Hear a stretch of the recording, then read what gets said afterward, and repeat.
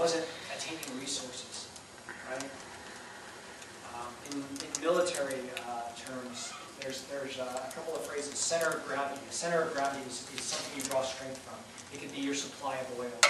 It could be your ability to use technology in a way nobody else can do. It's something that provides you with power and freedom of action.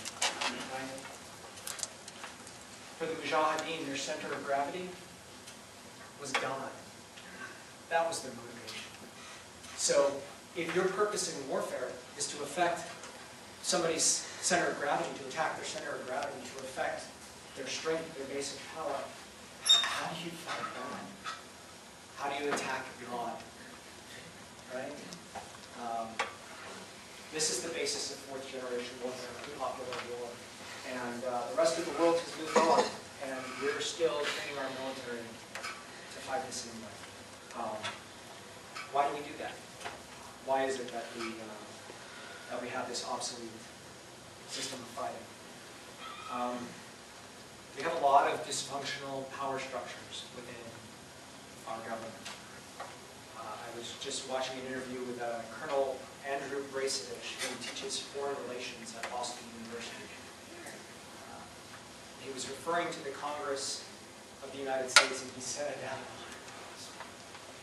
he said that the purpose of Congress is no longer to serve the will of the people by creating effective legislation. The purpose of Congress is to ensure the re-election of members of Congress. And we also have what he referred to as the imperial presidency. Too much power invested in the executive office. We have what Dwight Eisenhower referred to as the military-industrial complex. And I know that term gets thrown a lot around by conspiracy theorists, and I'm not a conspiracy theorist. And so I'm a little hesitant to even use the term because of the connotations surrounding it. But it basically boils down to this. Our defense industry makes millions of dollars by producing what they produce. They're very invested in making sure that we continue to produce what we produce in terms of weapons to fight war. They also employ thousands of people who vote. Recently, Loretta Sanchez, recently, 2007, Loretta Sanchez voted for war funding. She's been opposed to the war. She's spoken out against the war, and she voted for war funding. And a group of protesters from IDAW and Military Family Speaks Out, and I think also Cocaine went and protested at her office and got arrested. And the LA Times interviewed her, and she said, and we're going to have to paraphrase here, but you can find it online. Just search for Loretta Sanchez, protesters arrest. She said, "I never voted for this war, but this war funding bill provides $2.1 billion for C-17 production in my district, and I just can't vote against that." So there's the relationship between the congresspeople and the defense industry. And then you have what I mentioned before, the generals who back this system of warfare that we know is ineffective because they want their promotions. They want their promotions, and they can also get jobs with those same defense contractors after they retire, selling the same useless, high-tech, ineffective garbage. And let me make the case really quick for useless, high-tech, ineffective garbage. Can somebody here have any military fetishists in the room? Anybody here? Just give me a list of 5 American weapon systems, toys. Bradley fighting vehicle in the Osprey. Okay. Ooh, the Osprey. Great. Give me a couple more. I have 22 Raptor. I have 22 Raptor. Let's add the B-2 on there, the stealth bomber, and let's talk about the M1 Abrams tank. Yeah, I hear this phrase all the time, and it really bothers me. America has the best military in the world, right? And as soon as somebody says that, they'll point to this stuff. And have the best toys in the world. We have lots of very expensive, high-tech equipment. And we're losing a war against guys who fight us in flip-flops, sweatpants, tank tops, AK-47s, and IEDs that they can make for less than the cost of a pizza. So how effective are these weapon systems? These weapon systems would be very effective if we were going to fight a second generation war. Imagine if we could go back to World War I with these toys, they would be very effective. But we're not going to fight World War I again, right? The kind of wars that we fight now are the kind of wars that are happening in Iraq and Afghanistan.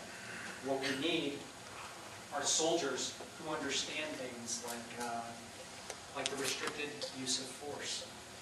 That sometimes, if somebody's shooting at you, the best possible thing you can do is not shoot back. Soldiers who understand culture, right? Who don't pull the sort of stunts that we all pull on vehicle checkpoints. People who speak the same language as the population that they're operating in. People who are more invested in their cause. And in that case, we have to give them cause that are worth being morally invested in. So it's all tied together. These power structures, the military-industrial complex, our dysfunctional Congress, our dysfunctional presidency, they're going to be very difficult to change. The defense contractors aren't liable to say, hey, you made a good point. It sucks that we're making all this money off of your lives, and we'll pack it up and go home. Sorry about that. They're not likely to do that. They're likely to go to continue pushing for exactly this kind of warfare. Congress, for the same reason, because they can get money in terms of contributions from these defense contractors, because they stand to get reelected by the employees of these defense contractors, they're not likely to change on their own either. The presidents, the power that they have, they're not likely to relinquish that. It's going to be an uphill fight to try and change this. But again, I would point back to the Mujahideen in Afghanistan, who never expected to win their fight, and they fought because it was the right thing to do. That's my center of gravity. Conviction that this is something we're fighting for, whether or not we can actually change it. Do you have any questions? My first question is, sure. You went to Al-Qaim in February of 2005 or 2004? 2004. So we relieved you then, 3rd LAR and Usaiba, Al-Qaim, yeah.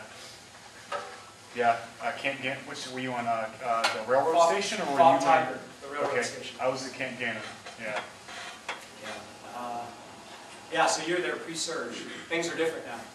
No. We were there. We ended up getting deployed with 3rd LAR to Phantom Fury that November. Okay. Because we got there in August. Because we lost a CO, platoon commander, and an ops chief on our leaders recon. Because they know when we deploy. They know. Was that at Golden Gate? Yeah, that was, we lost... Memphis Bridge. The IED that was hitting the Hesperberry. Yeah, in the Hesperberry, yeah. Right, yeah, that's the incident that I was referring to. Yeah, that's what I thought, yeah, because, yeah, it was the company I was in, that was their old CO that had went over to weapons company, yeah. Any other questions? Yeah. I recently saw a lecture by a chemistry professor from MIT, and he was involved with creating the technology for FIDO, these robots that can sense explosives, and he talked about how these things were being used in Iraq. So you mentioned that these IEDs were rarely discovered before they blew up and actually hurt people. So I guess is this FIDO technology another waste of money, an expensive toy that is extremely ineffective? I don't know much about it. My guess would be yes.